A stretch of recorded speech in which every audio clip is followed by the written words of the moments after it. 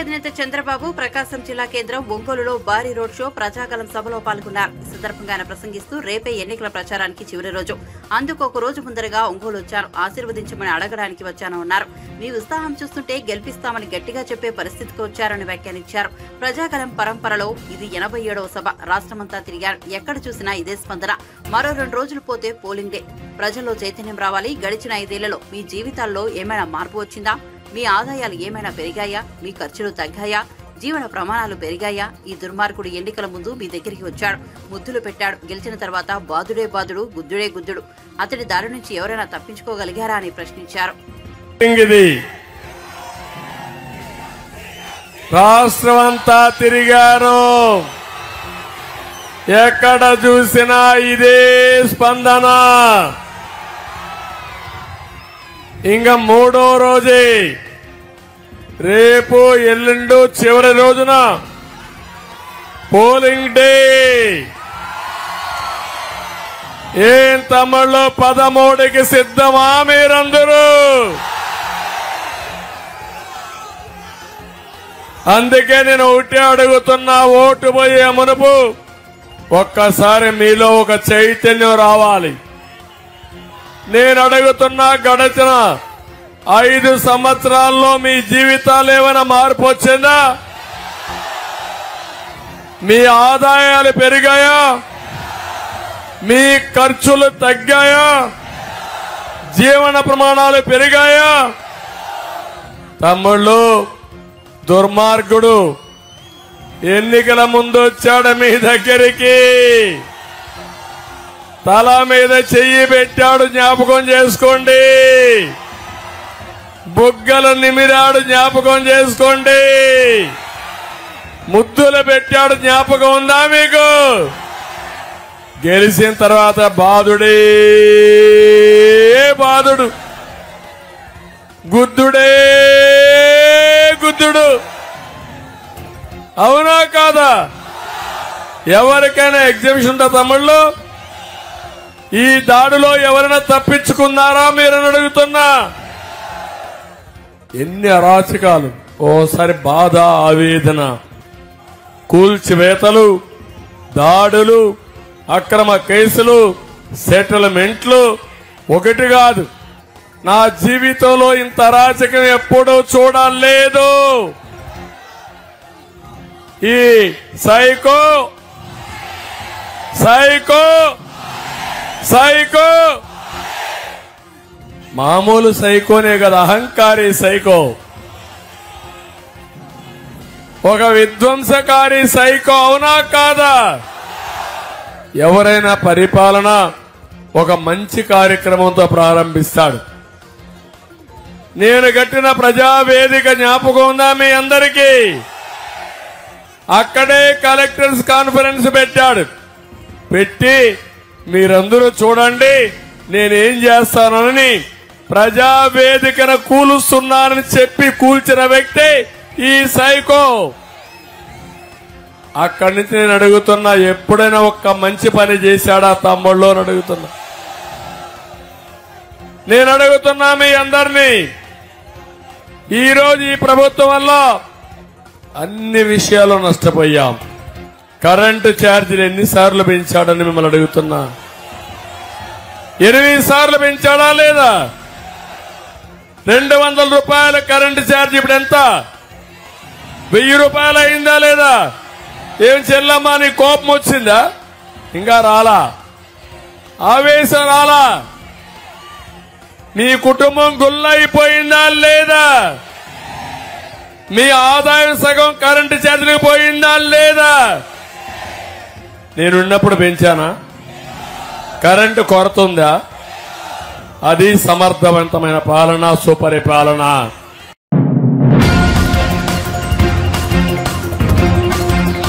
Janasena party అధ్యక్షుడు పవన్ కళ్యాణ్ తాను పోటీ చేస్తున్న పిఠాపురంలో భారీ బహిరంగ సభ నిర్వహించారు. ఈ వారాహి విజయబేరి సభలో ఆయన ప్రసంగిస్తూ తాను గత 10 ఏళ్ల నుంచి ధర్మం కోసం పోరాడుతున్నానని వెల్లడించారు. ధర్మో రక్షిత రక్షితః అని వ్యాఖ్యానించారు. తనను తిట్టారని, తన భార్య బిడ్డలను కూడా తిట్టారని, అవమానించారని, కానీ ప్రజల కోసం అన్నింటినీ భరించానని పవన్ కళ్యాణ్ స్పష్టం చేశారు. నువ్వెంత చదువుకుంటావో నాకు తెలియదురా, కానీ కష్టం చేయకపోతే మటుకు బాధ చేస్తానని భయపెట్టేవాడు. ధర్మం వైపు నిలబడాలనుకునేవాడిని. ధర్మో రక్షితి రక్షిత. నువ్వు ధర్మం కోసం నిలబడితే ధర్మం నిన్ను కాపాడుతుంది. అలాంటి ధర్మం కోసం నిలబడున్నా దశాబ్దాలుగా ధర్మం కోసమే చచ్చిపోయాను. దెబ్బలు తిన్నా, బూతులు తిన్నా, చివరికి నా భార్యను కూడా తిట్టారు. నా భార్య విదేశీయురాలు, ఈ దేశంది కాదు. తనను కూడా తిట్టారు. పాపం తనకు తెలియదు, ఈ రాజకీయాలు తెలియదు. నేను ఒకటే అడిగా, ఒక్కసారి భారతదేశపు రాజకీయం అర్థం కాదు, ఎందుకు ఇలా ఇంట్లో ఉన్న వాళ్ళు తిడతారని అడిగింది. భయపడింది, ఇబ్బంది పడింది. నేను చెప్పాను, క్షమించమని అడిగాను. నా భార్య వీళ్ళందరూ తిట్టిన తిట్లకి ఏం చేయగలను, నీకు ఎందుకు ఎంత పిచ్చి అని అడిగింది. నేను అడిగాను, ప్రతి ఒక్కరు నా భార్యకి ఒకటే చెప్పాను, ఓకే నీ భర్త డబ్బులు సంపాదిస్తాడు, నా బిడ్డకి నేను ఇచ్చుకోగలను. కానీ చాలామంది బిడ్డలు ఏం కావాలో తెలియదు. చాలామంది బిడ్డలకి ధైర్యం కోల్పోయిన బిడ్డలు. అలాంటి తరానికి నేను నిలబడటానికి ఇది నా బలహీనతో తెలియదు, నా నుదిటి రాతో తెలియదు. భగవంతుడు నాకు ఇది ఇచ్చాడు. నన్ను నా భార్యని క్షమించమని అడిగాను. సో నా భార్యని ఒకటే అడిగాను, ఎలక్షన్ రోజున పిఠాపురం మే 13 నువ్వు రా, నీకు అర్థమవుతుంది నేను ఎందుకు నిలబడ్డా. నా భార్యకి తెలియదు పాపం, భారతదేశం వస్తే ఇంత ఇబ్బంది పెడతారు, ఇంత బాధిస్తారని. నేను చెప్పాను, విదురు నీతి ఉంటుంది. ఒక గ్రామం కోసం, ఒక కుటుంబం కోసం ఒక వ్యక్తిని, ఒక గ్రామం కోసం ఒక కుటుంబాన్ని, ఒక రాజ్యం కోసం ఒక గ్రామాన్ని బలి చేయక తప్పదని. నేను ఒకటే చెప్పాను నా భార్యకి, 5 కోట్ల మంది ప్రజలకి మన కుటుంబం బలైతే పర్వాలేదు, దాన్ని ఒప్పుకుందాం. నా భార్యకి ఒకటే చెప్పాను, నేను చాలామంది గుండాలతో గొడవ పెట్టుకున్నా. మీకు తెలుసు, మన సాయిధరం తేజ్ వస్తే కూడా సభలో ఇలా రోడ్డు మీద వెళ్తుంటే రాళ్ళు ఇసిరేశారు. మన గాజు గ్లాస్ ఇసిరేశారు. గాజు గ్లాస్ కాదు, ఒక బాటిల్ ఇసిరేశారు. ఆల్రెడీ దెబ్బతిన్నాడు పాపం, నా కోసం వచ్చాడు. తలకి తగిలి ఉంటే ఇంకొకసారి ఏమైందో తెలీదు. కానీ దురదృష్టవశాత్తు పాపం తెలుగుదేశం బిడ్డకి తగిలింది. మనస్ఫూర్తిగా బిడ్డకి నువ్వు త్వరగా కోలుకోవాలి. నల్లల శ్రీధర్కి దెబ్బ తగిలింది. నల్లల శ్రీధర్ తొందరగా కోలుకోవాలని ఆశిస్తూ నీకు ఆ భగవంతుని నేను ఎప్పుడు రక్షించాలని కోరుకున్నాను. అంటే ఊహించుకోండి, ఇలా రోడ్ల మీదకి వస్తే భయపెడుతున్నారు. మీరు మనం చూశారు, ఎక్కడికి వెళ్ళినా ఆవేదన ఉంది. ఈరోజు నేను మీకు మాటలు చెప్పట్లా. పిఠాపురం అన్నదమ్ములకి, ఆడపడుచులకి, పెద్దలకి, కులాలకి, మతాలకి అతీతంగా మీరు ముస్లిం అవ్వండి, హిందూ అవ్వండి, క్రిస్టియన్ అవ్వండి, లేదంటే మీరు కాప్ అవ్వండి, ఎస్సీ సామాజిక వర్గం, బీసీ, సెట్టిపల్లి, మీరు ఏ కులస్తులైనా, చేనేత వర్గాలు కావచ్చు, పద్మశాలి కావచ్చు, రెడ్డి సామాజిక వర్గం కావచ్చు, మీరు ఎవరైనా కావచ్చు, జనసేన పవన్ కళ్యాణ్ అందరినీ గుండెల్లో పెట్టుకుంటాడు. మీరు చూసారా ఇక్కడ నేను కుల రాజకీయం చేయటం? ఎంత మర్యాదగా మాట్లాడాను. నన్ను తిడతాను, తిడితే భరిస్తా. దేనికి? ఎవరిని అవమానం చేయాలి నాకు ఉండదు. ఈరోజు నేను మీకు మాటిస్తున్నా, ఇంతమంది మాట్లాడారు, ఇంతమంది రాజకీయ నాయకులు వచ్చారు. నేను మీకు మాటిస్తున్నా, నా ప్రాణాలని బలిదానంగా పెట్టేస్తాను ఈ రాష్ట్ర అభివృద్ధికి, ఈ దేశ సమగ్రతకి. నేను కోరుకునేదల్లా ఒకటే, నేను తక్కువ తీసుకొని 5 కోట్ల మంది ప్రజలకు ఉపయోగపడాలని నన్ను నేను తగ్గించుకున్నాను. అందరూ అడుగుతారు దేనికి తగ్గించుకున్నామని. చిన్నప్పుడు నాకు స్కూల్లో నా టీచర్ చెప్పింది, సౌరమ్మ నా టీచర్, ఇమాన్యుయల్ టీచర్. ఆవిడ ఒకటే మాట చెప్పింది, బైబుల్ సూక్తి ఒకటి చెప్పింది. చాలా 4వ తరగతిలో 5వ తరగతిలో తనని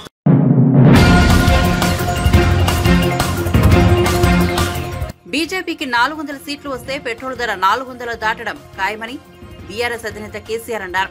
ఆయన బస్సు యాత్ర సిద్దిపేటకు చేరుకుంది. ఈ సందర్భంగా మాట్లాడుతూ రాజకీయాల్లో తనకు సిద్దిపేట ఎంతో ధైర్యాన్ని ఇచ్చిందని తెలిపారు.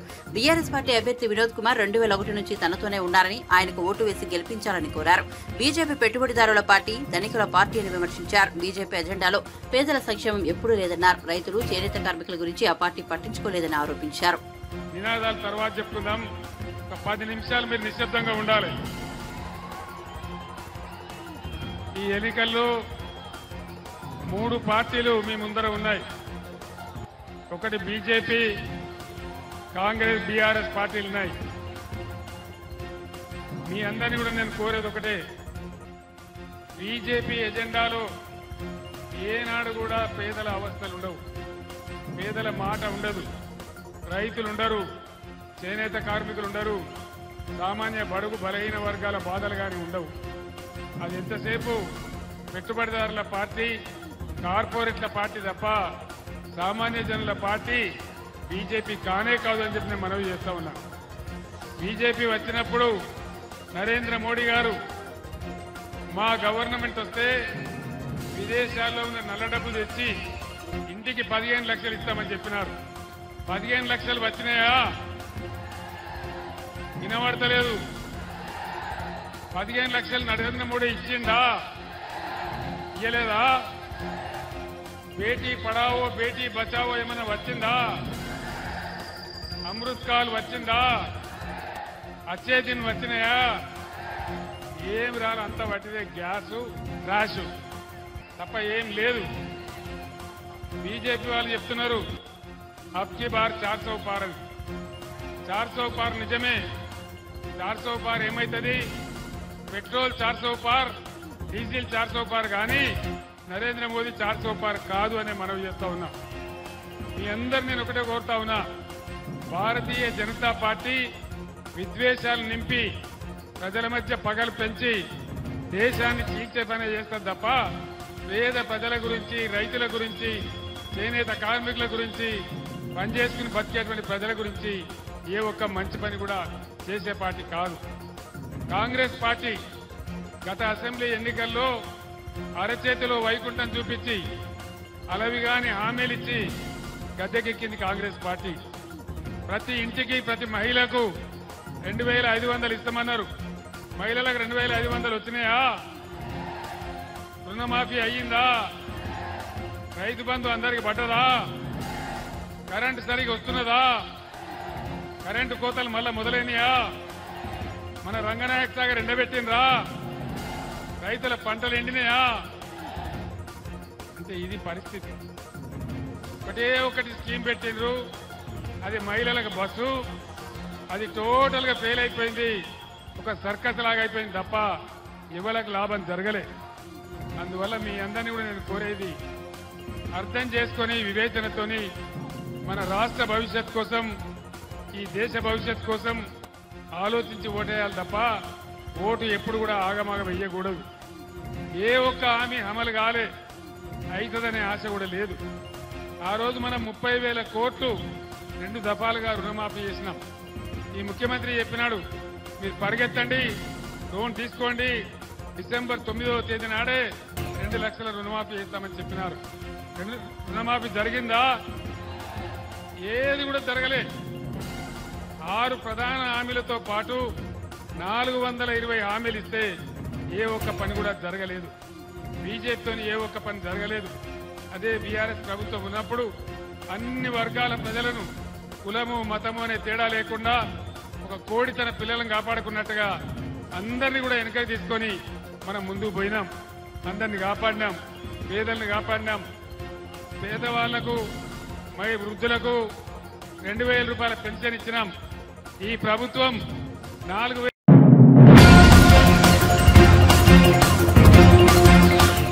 మాజీ మంత్రి వివేక కుమార్తె సునీతారెడ్డి కీలక వ్యాఖ్యలు చేశారు. వైఎస్ఆర్ జిల్లా ప్రొద్దుటూరులో ఆమె మీడియా సమావేశంలో పాల్గొన్నారు. పులివెందులలో సింగిల్ ప్లేయర్ గా ఉండేందుకు వివేకానందరెడ్డిని హత్య చేశారని మాట్లాడారు. ఇంకా ఎవరైనా హత్య చేయాలని అనుకుంటున్నారా అని ప్రశ్నించారు. తనను నరికేస్తారా లేక షర్మిలను నరికేస్తారా అని అడిగారు. తనకు ఎప్పుడైనా ఏమైనా జరగొచ్చని అన్నిటికీ తెగించే పోరాడుతున్నామని సునీత స్పష్టం చేశారు.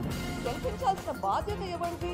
గెలిపించాల్సిన బాధ్యత మన వాళ్ళది. అంటే జగన్మోహన్ రెడ్డిది, అవినాష్ రెడ్డిది, భాస్కర్ రెడ్డికి గెలిపించాల్సిన బాధ్యత. మీ వాళ్ళు వెన్నుపోటు పొడిచి, మీ వాళ్ళు అవినాష్ రెడ్డి, భాస్కర్ రెడ్డి, శంకర్ రెడ్డి వీళ్ళు వెన్నుపోటు పొడిచి వివేకానంద రెడ్డి గారిని ఓడించి మళ్ళీ ఆ బ్లేమ్ అపోజిషన్ పార్టీ మీద, అపోజిషన్ పార్టీ క్యాండిడేట్ని పెట్టిందే గెలవడానికి. వాళ్ళ గోల్ వచ్చేసి గెలవడమే కదా. ఓడించిండేది అక్కడ మీ వాళ్ళు. పులివెందుల ఓట్లే మనకి వివేకానంద రెడ్డి గారికి పడలేదు. ఎందుకంటే మీరు మీ వాళ్ళ చేత వెన్నుపోటు పొడిచారు. సో మళ్ళీ దాన్ని తిప్పి తిప్పి మారేడు పోసి కష్టపడిస్తున్నారు. జగన్మోహన్ రెడ్డి గారు సంజాషి చెప్పాలి. ఆయన ఎందుకు నిందితులను ప్రొటెక్ట్ చేస్తున్నాడు, ఈ రోజు కూడా ఎందుకు నిందితులను ప్రొటెక్ట్ చేస్తున్నాడు, నిందితులు ఎందుకు క్వశ్చన్ చేయడం లేదు? ఎంతసేపు వివేకానంద రెడ్డి చనిపోయాడు, ఆయన మీద భ్రష్టుగా పట్టించే మాటలు మాట్లాడుతున్నాడు, కానీ ఆయన గురించి ఒక్క మాట కూడా మంచి మాట ఎందుకు మాట్లాడట్లేదు? ఈ వివేకానంద రెడ్డి కదా ఆయన కోసం ఆయన పదవి త్యాగం చేసింది, ఈ వివేకానంద రెడ్డి కదా ఆయనను ఓడించినా కానీ, మీ వాళ్ళు ఓడించినా కానీ మీ గెలుపు కోసం కష్టపడి పనిచేస్తుంది. మరి అంతటి మనిషిని ఒక మనిషిలాగా గుర్తించానంద రెడ్డి, నీ చిన్నాన్న కనీసం ఆయన ఒక మనిషిలాగా గుర్తించవయ్యా.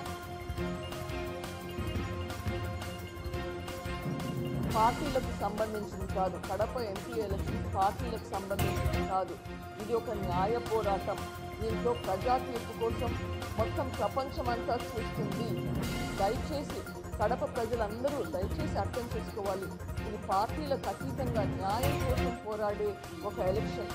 ఒక పక్కన నిందితుడు ఉన్నాడు, ఒక వైఎస్ రాజశేఖర రెడ్డి గారి తమ్ముడు వివేకానంద రెడ్డి గారిని హత్య చేయించిన కేసులో నిందితుడు ఒక పక్కన ఉన్నాడు, ఒక పక్కన వైఎస్ రాజశేఖర రెడ్డి గారి కూతురు షర్మిలమ్మ న్యాయం కోసం పోరాడే షర్మిలమ్మ ఒక పక్కన ఉంది.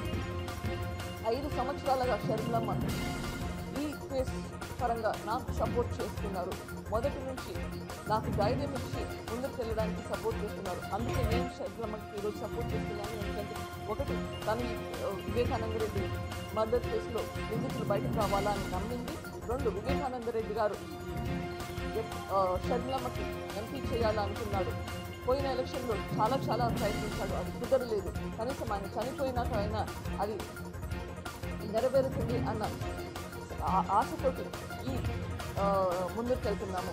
సో ఈ ఎలక్షన్ పార్టీలకు అతీతంగా అందరూ ప్రజలు ఏ పార్టీ అయినా పార్టీ సంగతి పక్కన పెట్టేసి న్యాయం వైపు ఓటు వేయమని అందరినీ మళ్ళీ మరొకసారి ప్రాధేయపడుతున్నాము. ఇది వైఎస్ఆర్సీపీ వాళ్ళైనా సరే, టీడీపీ వాళ్ళైనా సరే, న్యాయం వైపు షర్మిలమ్మకు హస్తం గుర్తుకు ఓటేసి గెలిపించండి. పులివెందుల్లో సింగిల్ ప్లేయర్ ఉండాలనే వివేకానంద రెడ్డిని హత్య చేశారు. పులివెందుల్లో సింగిల్ ప్లేయర్గా ఉండాలనే వివేకానంద రెడ్డిని హత్య చేశారు. మళ్ళీ అదేమంటున్నారు అంటే ఇంకా ఏమైనా హత్యలు చేయాలని ప్లాన్ ఉందా ఆమెకి? నేనైతే నా వీలునామా రాసిస్తున్నాను నా పిల్లలకి, తెగించుకొనే వచ్చాను, అన్నీ తెగించి వచ్చాను ముందరికి. భారతి గారు నన్ను నరికేస్తారా, షర్మిలమ్మని నరికేస్తారా నాకు తెలియదు. సింగిల్ ప్లేయర్గా ఉండాలంటే అదొకటే పాసిబిలిటీ. అదే ఈ హత్య జరిగింది ఆ ఒక్క కారణం గురించి సింగిల్ ప్లేయర్ ఉండాలా అవినాష్ అని చెప్పి వివేకానంద రెడ్డి అవినాష్కి ఎప్పుడైనా ప్రాబ్లం క్రియేట్ చేస్తాడు. వివేకానంద రెడ్డి జగన్మోహన్ రెడ్డిని ఎదిరించి మాట్లాడగలిగే సత్తా ఉంది అన్న భయంతో ఈ హత్య జరిగింది. మళ్ళీ అదే మాట అంటున్నారు.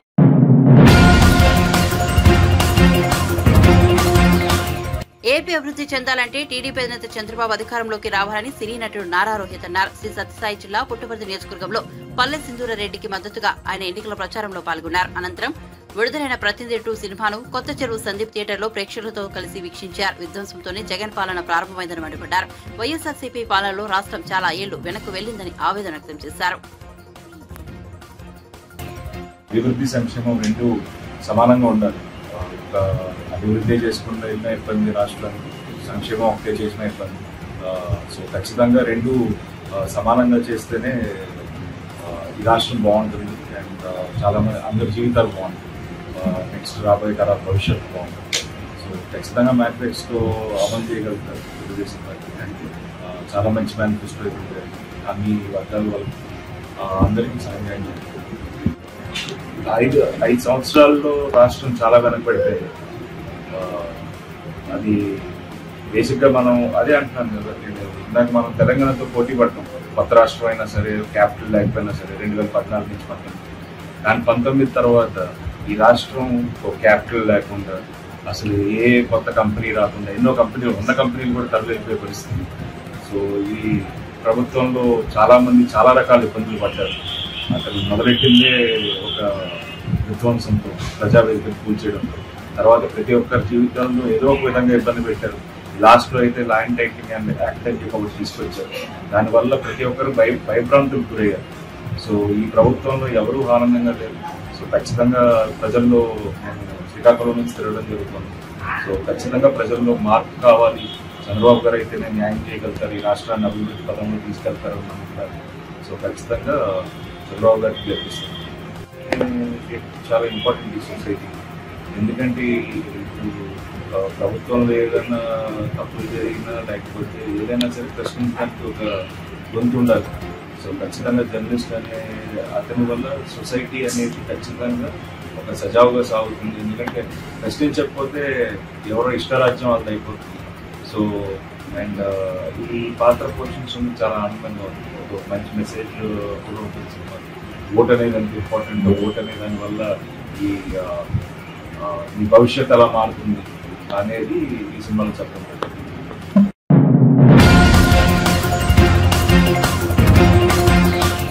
బాపట్ల జిల్లా అద్దంకి వైఎస్ఆర్సీపీ అభ్యర్థి పానెం హనిమిరెడ్డి వివాదాస్పద వ్యాఖ్యలు చేశారు. వైఎస్ఆర్సీపీకి ఓటు వేసిన వారికే తన సేవకుడని, వారికే సేవ చేస్తానని వ్యాఖ్యానించారు. ఇతరులకు ఓటేసిన వారు ఎవరూ తన వద్దకు రావద్దని హెచ్చరించారు. ఇటీవల సంతమాగులూరు మండలం కొప్పరంలో నిర్వహించిన ఎన్నికల ప్రచారంలో ఆయన చేసిన ఈ వ్యాఖ్యలు ఆలస్యంగా వెలుగులోకి వచ్చాయి. మీరందరూ కూడా ఒకటి మాత్రం గుర్తుంచుకోండి, మీరందరూ ఒకసారి ఒకటి మొక్క మాత్రం గుర్తుంచుకోండి. మళ్ళా ఇది అందరూ కొంచెం వినాలి ఈ మాట, అందరూ కొంచెం వినాలి ఈ మాట, బాగా జాగ్రత్తగానండి. ఈ పీరియడ్ లో జగనన్నకు ఓటు వేయకుండా ఎలక్షన్స్ అయిపోయిన తర్వాత అన్నా నాకు 10,000 ఓట్లు ఉన్నాయి, 5,000 ఓట్లు ఉన్నాయి, మీ పార్టీలో జాగ్రత్త అంటే మాత్రం చెప్పు తీసుకొని కొడతామని చెప్పి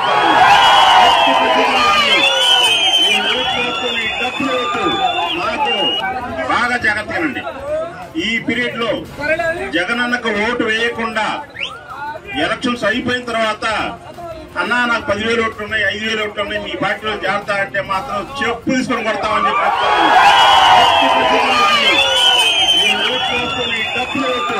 మాకు ఊళ్ళో కష్టకాలంలో ఉన్న పార్టీని లాక్కొచ్చిన కార్యకర్తలు ఉన్నారు. వాళ్ళని వదిలేసి మిమ్మల్ని నెత్తులు పెట్టుకోవాల్సిన అవసరం ఆ పార్టీకి లేదని చెప్పి తెలియజేస్తా ఉన్నా. అంతేగాని టీడీపీ ఓటేసి అన్నా పొరపాటు అయిందన్నా, సారీ అన్నా, అది అన్నా, ఇదన్నా అక్కడ ఉండడం. ఇక్కడ ఉంది గరటయ్య గారు కాదు, గొట్టిపాటి రేవు కాదు, హనీరెడ్డి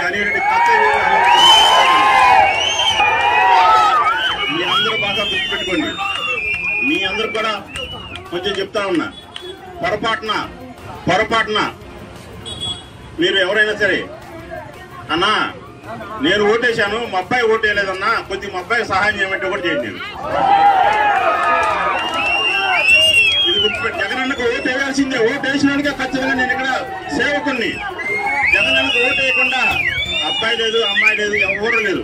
జగనన్నకు ఓటు వేసిన వాళ్ళకి నేను సేవకుని. ఇది గుర్తుపెట్టుకొని అందరూ రాబోయే కాలంలో ఫ్యాన్ గుర్తుపై ఓటు వేసి గెలిపించాలని చెప్పి కోరుకుంటా ఉన్నాను. వాళ్ళని ఎవరిని కూడా నా దగ్గర తీసుకురావచ్చు, కూడా తీసుకొచ్చినా కానీ నేను కొంచెం తేడా కానీ కాబట్టి మీరు జాగ్రత్తగా ముందు చెప్తున్నాను.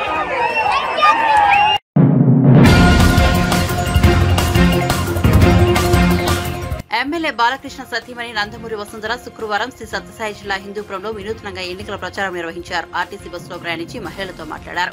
టీడీపీ అధికారంలోకి రాగానే ఆర్టీసీ బస్సులో మహిళలందరికీ ఉచిత ప్రయాణం కల్పిస్తామని తెలిపారు. ఈ సందర్భంగా మీడియాతో మాట్లాడుతూ వైఎస్ఆర్సీపీ ప్రభుత్వం 5 ఏళ్లలో ఆర్టీసీ ఛార్జీలు పెంచి పేదలకు ఆర్టీసీ ప్రయాణాన్ని దూరం చేశారని విమర్శించారు.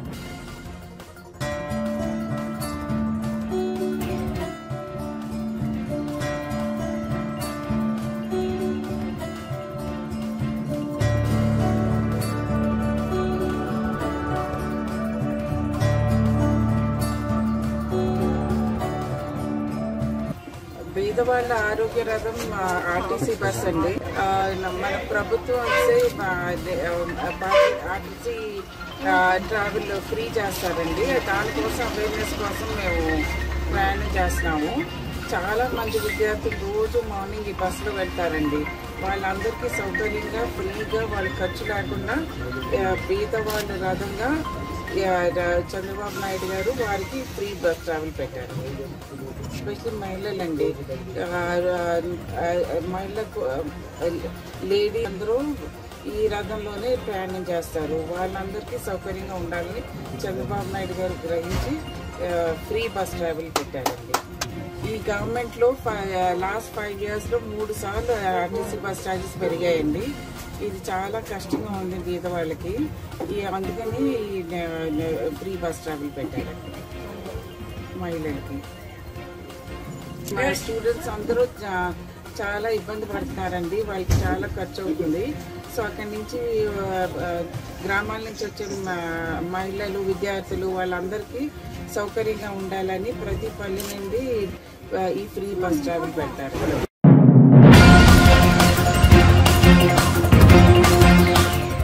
ఆంధ్రప్రదేశ్లో ఎన్డీఏ కూటమి విజయం సాధించాలని గుంటూరు జిల్లా రైతులు వినూత్నంగా శుభాకాంక్షలు తెలిపారు. కొల్లిపర మండలం అత్తోట గ్రామంలో కౌలు రైతులు టీడీపీ, జనసేన, బీజేపీ కూటమి గుర్తులను పంట పొలాల్లో చిత్రీకరించారు. గోంగూర నారుమడితో సైకిల్, గాజు గ్లాసు, కమలం గుర్తులను రూపొందించారు. ప్రతి చేతికి పని, ప్రతి చేనుకు నీరు అనే కూటమి నినాదాన్ని కూడా అందులో పొందుపరిచారు.